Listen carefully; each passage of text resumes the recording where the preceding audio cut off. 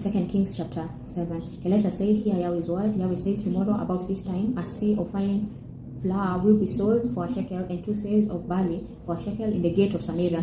Then the captain on whose hand the king leaned answered the man of God and said, "Behold, if Yahweh made windows in heaven, could this thing be?" He said, "Behold, you will see it with your eyes, but will not eat of it." Now there were 4 leprous men at the entrance of the gate. They said to one another, "Why do we sit here until we die? If we say we will enter into the city, then the famine is in the city, and we will die there. If we sit still here, we also die. Now therefore come, let's surrender to the army of the Syrians. If they save us alive, we will live, and if they kill us, we will only die." They rose up in the twilight to go to the camp of the Syrians. When they had come to the outermost part of the camp of the Syrians, behold, no man was there, for the Lord had made the army of the Syrians to hear the sound of chariots and the sound of horses, even the noise of a great army. And they said to one another, "Behold, the king of Israel has hired against us the kings of the Hittites and the kings of the Egyptians to attack us." Therefore they arose and fled in the twilight, and left their tents, their horses, and their donkeys, even the camp as it was, and fled for their life.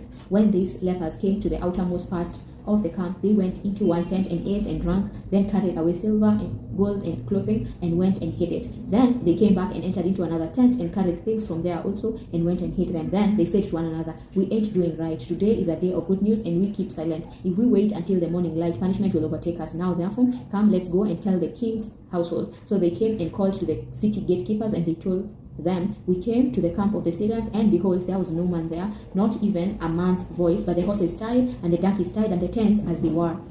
Then the gatekeepers called out and told to the king's household within. The king arose in the night and said to his servants, "I will now show you what the Syrians have done to us. They know that we are hungry, therefore they have gone out of the camp to hide themselves in the field, saying, when they come out of the city, we shall take them alive and get into the city." One of his servants answered, "Please let some people take 5 of the horses that remain, which are left in the city. Behold, they are like all the multitude of Israel who are left in it. Behold, they are like all the multitude of Israel who are consumed. Let's send and see." Therefore they took 2 chariots with horses, and the king sent them out to the Syrian army, saying, "Go and see." They went after them to the Jordan, and behold, all the path was full of garments and equipments which the Syrians had cast away in their haste. The messengers returned and told the king, "The people went out and plundered the camp of the Syrians." So a seah of fine flour was sold for a shekel, and 2 measures of barley for a shekel, according to Yahweh's word. The king had appointed the captain on whose hand he leaned to be in charge of the gate, and the people trampled over him in the gate, and he died as the man of God had said, who spoke when the king came down to him. It happened as the man of God had spoken to the king, saying, 2 seahs of barley for a shekel, and a seah of fine flour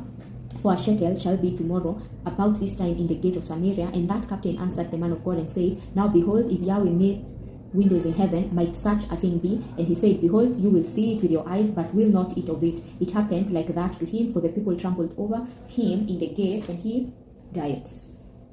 Amen.